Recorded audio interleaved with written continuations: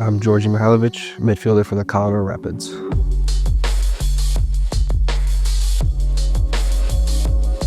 How I would describe my playing style is creative, intuitive. As a midfielder, as an attacking midfielder, number 10, there's not a lot of time in this league. There's very good defenses, and you have to figure out ways to unlock them, figure out ways to do it with as little time as possible. When you get around the final third, where I like to be, there's not much time to think, and more of those actions have to be done on impulse, on your intuition, and what you're feeling. And when I feel like maybe I made the wrong pass, you just have to keep going and create chances for yourself and for your team. It comes in two parts. One part is whenever somebody says that my career is only 15 years long, I think about how I started when I was 2, 3, 4 years old. That's when my career started. I knew that this is the field that I wanted to go into. I love the sport.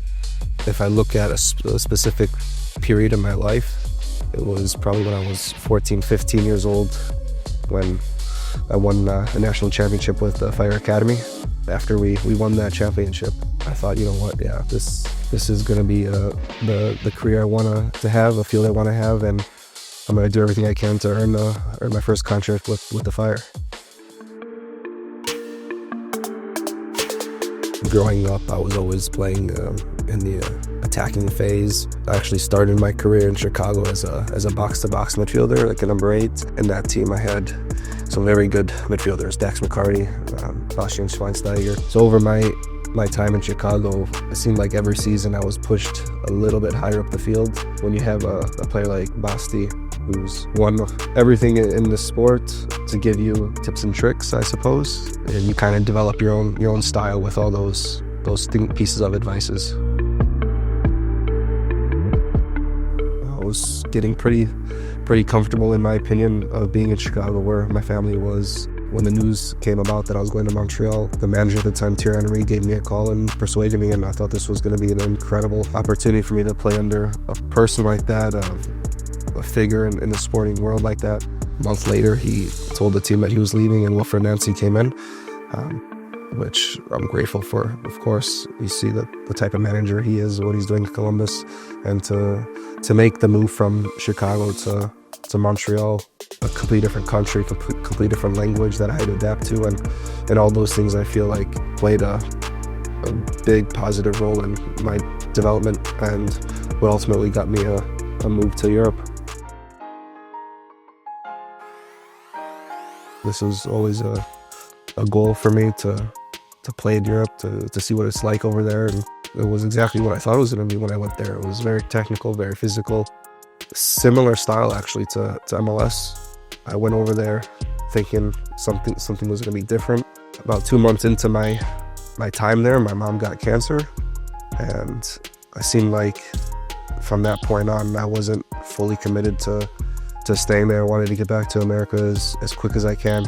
Very grateful for them and AZ for believing that I could be an important player. That translates to me appreciating Colorado Rapids, of course, the coach and the sporting director, to bring me to their team and to give me a role that I feel like I can take.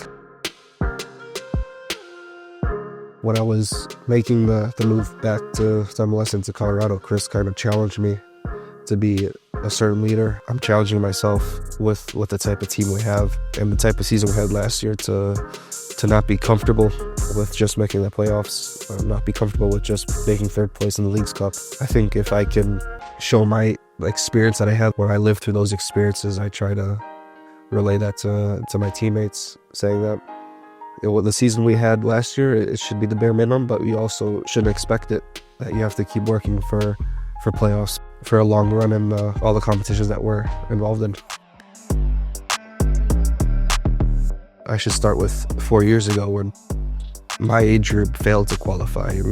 And when you fail to qualify for something like that, especially after your country not being there since 2008, and you want to be the team that breaks that streak of not qualifying, we didn't qualify, and it was heartbreaking. I thought that goal that I also had was never going to come true.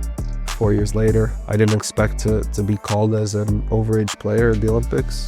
I think over time, I'm still learning how valuable and how important and the magnitude of this tournament, this competition is.